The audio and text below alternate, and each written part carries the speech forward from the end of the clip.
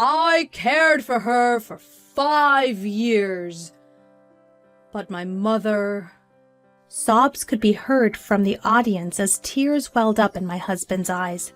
He's done nothing for all this time, yet he plays the good son so well.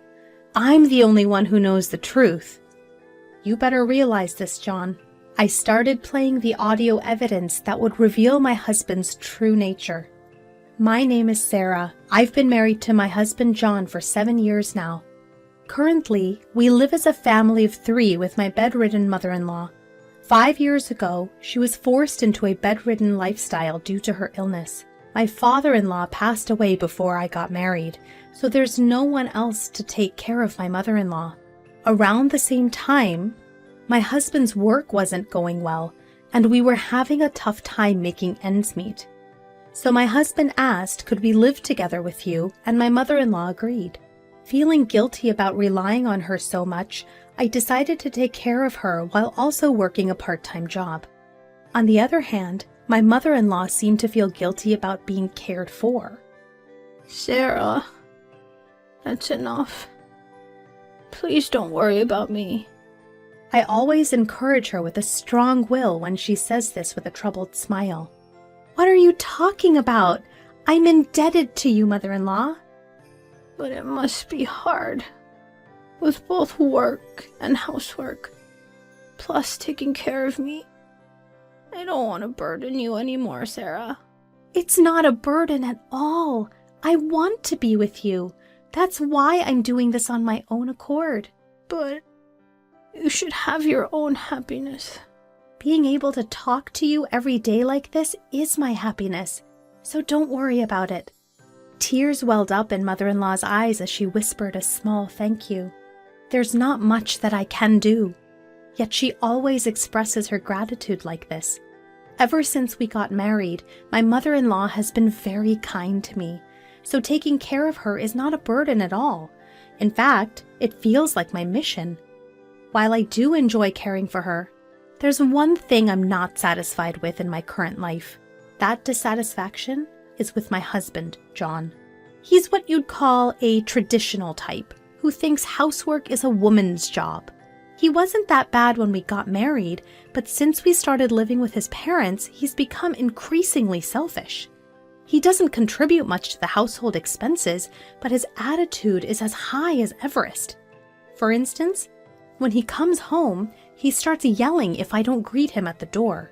Hey, Sarah, I'm home. Why aren't you greeting me? Hurry up, get my stuff. Welcome home. I frowned at my husband and voiced my complaints. Listen, John, I've told you before, I'm not your servant, so you should do what you can on your own. Huh? What are you saying? Who do you think is making the money for this family? Yes, it's true that you're providing for us, but I'm also doing my part. Doing your part? All you do is clean the house and chat with my mom. I'm also working part-time, you know. Despite that, you speak to me like this. Shut up! Your earnings are just peanuts. You can't survive without me, so don't you dare defy me. And you can't even contribute properly to the living expenses. The only reason we can live in this house is undoubtedly thanks to your mother.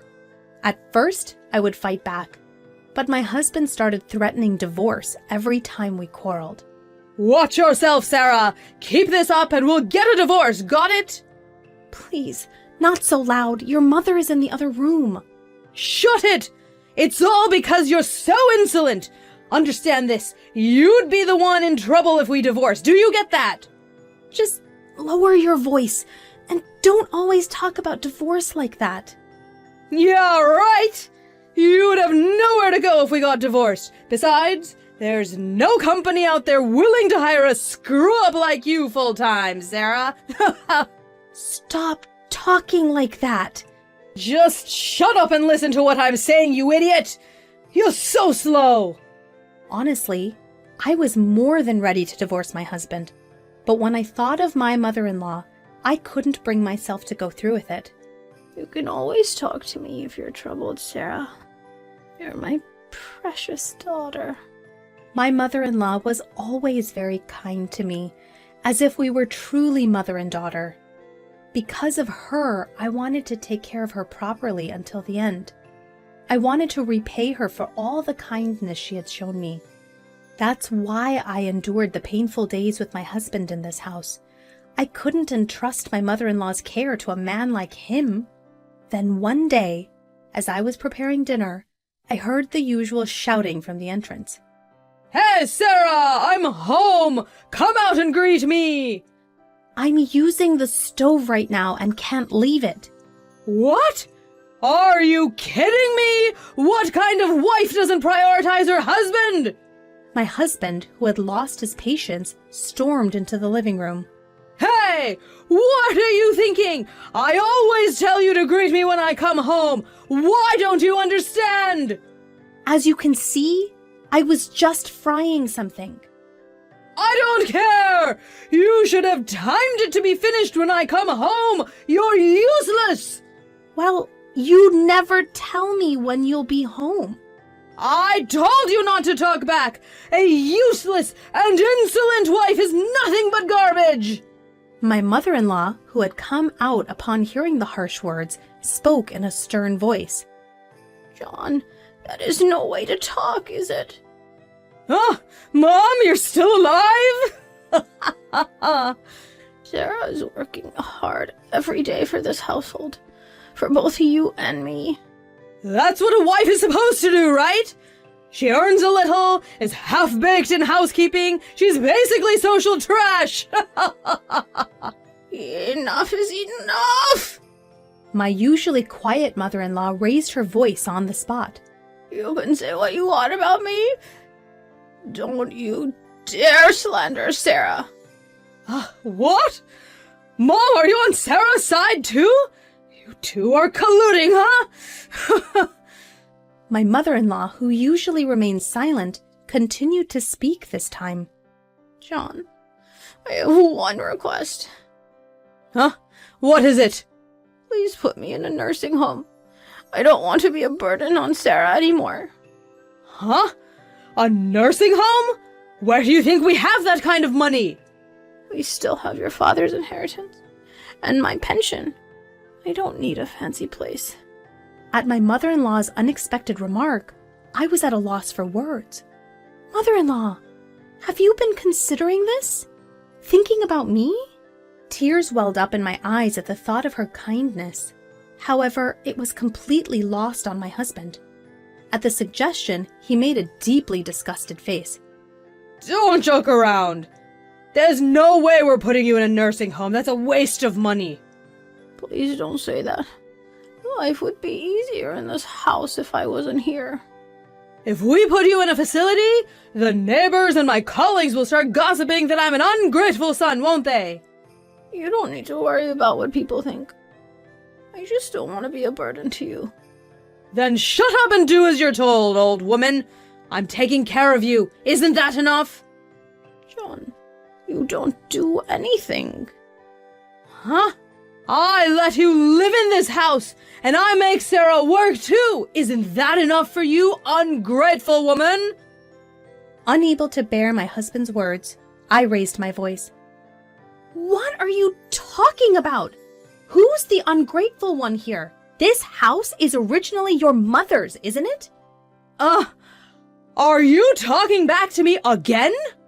But that's true, isn't it?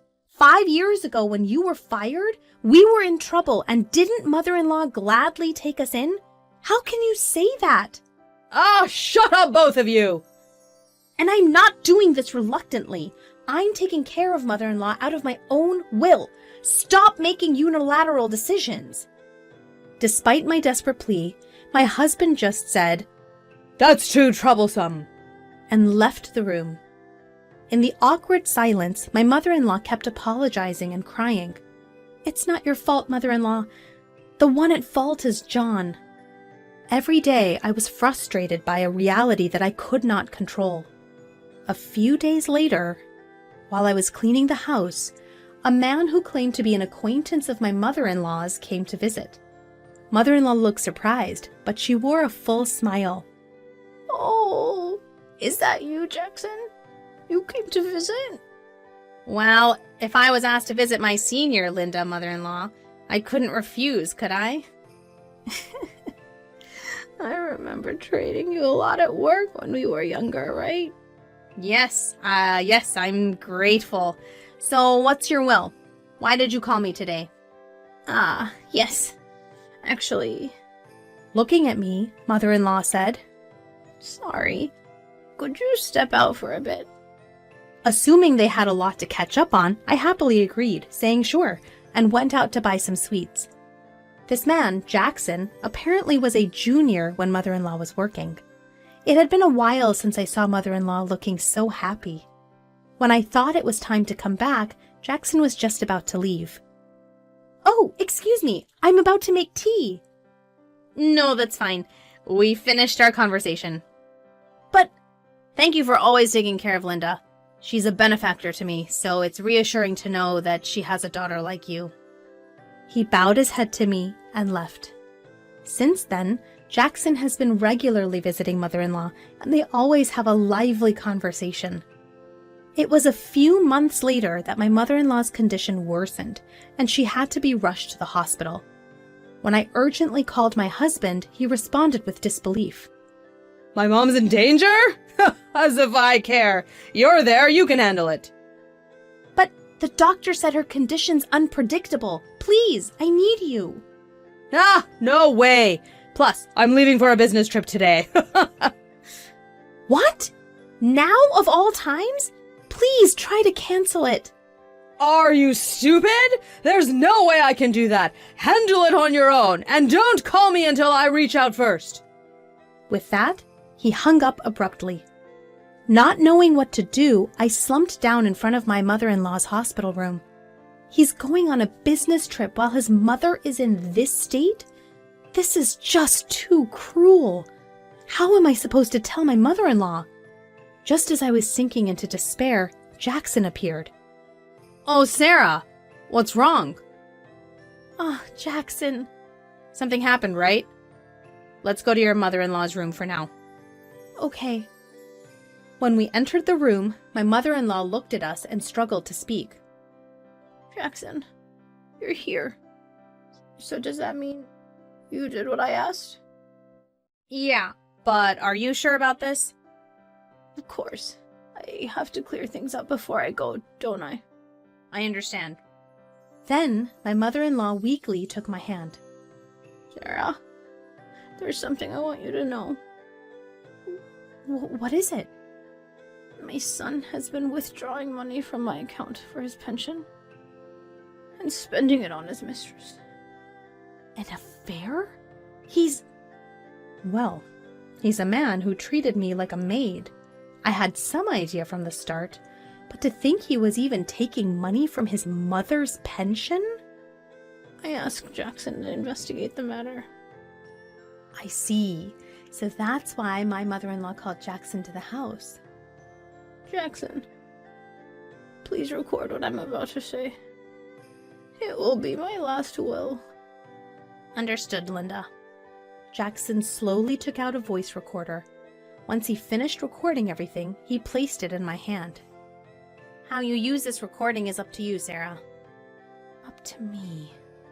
Yes. I'm the only one who can avenge my mother-in-law. I squeezed her frail hand back with strength. The next day, my mother-in-law passed away, leaving her final revenge in my hands. On the day of the funeral 2 days later, my mother-in-law had always been popular, and a large crowd gathered. Seeing this, my husband commented inappropriately. Wow! I didn't expect so many people to come. It's a great opportunity to show off my skills as a chief mourner. What are you talking about? You weren't even there when she died. Ignoring my reproach, he continued casually. I'll make everyone cry with my touching eulogy. My bosses from work are here too. If they're moved by how filial I am, it could boost my reputation and lead to a promotion. Just kidding. How can you act like this when your mother just passed away? Just think about it. Now that Mom's gone, I'll get Dad's inheritance, right? Man, I'm so lucky. Ignoring my trembling rage, my husband cheerfully went on to give the eulogy. After the formalities, he began talking about taking care of his mother. Then, with tears in his eyes, he said, I have devoted myself to caring for my mother for 5 years. But in vain she has passed away. But I have no regrets. I am proud that I could support my mother until the end. At my husband's eulogy, sobs could be heard from the audience.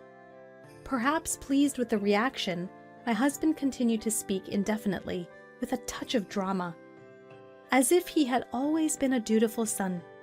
The attendees, oblivious, listened to his story with tears in their eyes. Thank you all for today. With his closing words, I stood up. As the room began to stir, I stood before my husband and took out a voice recorder. Wait! What are you doing? Ignoring my husband's restraint, I raised my voice to the attendees. Ladies and gentlemen, finally, please listen to this recording. As I pressed the play button, my mother-in-law's voice flowed from the voice recorder. It was her voice at that time, recorded in the hospital. Thank you all for attending today for me. There is something I absolutely want you to hear, so I have left this voice message. My husband, of course, and even the attendees were stunned by the unexpected turn of events. I believe you've just heard my son's speech. Probably he was talking as if he had been a dutiful son. It was a typical speech from my mother-in-law, who knew my boastful husband well. She had a good grasp of his likely behavior as a parent. I increased the volume of the voice recorder so that everyone could hear. However, my son did not do any care for me, and just kept shouting at me and my daughter-in-law, Sarah. Of course, we have audio evidence of him verbally abusing Sarah and me. As my husband's face turned red, he shouted, What is this? Stop this! Ignoring him, I continued to play the recording. Besides, my son was withdrawing my pension from my account without my permission and giving it to another woman, not Sarah. One day, I noticed something odd about my son and had an old friend look into it, and this fact came to light. The attendees were all filled with anger, while my husband turned pale. Finally, my mother-in-law delivered a final blow to my husband from heaven. I have a request for everyone. Please do not give my inheritance to my son. You can donate it, destroy it, whatever. Anyway, I will not forgive my son. I need your help. Please. With those words, the voice ceased. My husband was in a panic, shouting something, but no one was there to help him. On the contrary, all of the attendees were giving him cold stares. Looking down at my husband, I said coldly, "Do you understand? This is the result of what you've been doing. You abandoned the care of your mother and were having an affair. You've learned a lot from this, haven't you?" Wait, Sarah, I was wrong, so... You are not going to say something stupid like help me, are you? Let me tell you, I will never forgive you. After tormenting your mother and ridiculing people, there's no one who's going to help you. Suffer in hell. In the midst of the attendees' cold stares, my husband collapsed onto the ground, pale-faced. After that, I divorced my husband. There was no reason for me to be with him now that my mother-in-law had passed away. I later heard that he had been fired from his job. His boss had been at the funeral, so it was a predictable outcome. I demanded alimony from my ex-husband and his mistress. Apparently, his mistress was furious about this and promptly dumped him. A few months later, my ex-husband was able to find a new job through Jackson's introduction. But that was also part of my mother-in-law's plan. My ex-husband was working at a company known to Jackson, and from his salary, he was paying me the alimony. Thanks to this, the alimony is paid to me every month without fail. Meanwhile, I started living alone with the money my mother-in-law had left me. Jackson, who was worried about me, even introduced me to a full-time job. All of this was apparently in my mother-in-law's will. I can't thank my mother-in-law enough for everything she's done for me. I said a prayer in front of my mother-in-law's grave and thanked her in my heart. Thank you so much, mother-in-law. I swore to myself that I would cherish this life I was given, thanks to my mother-in-law.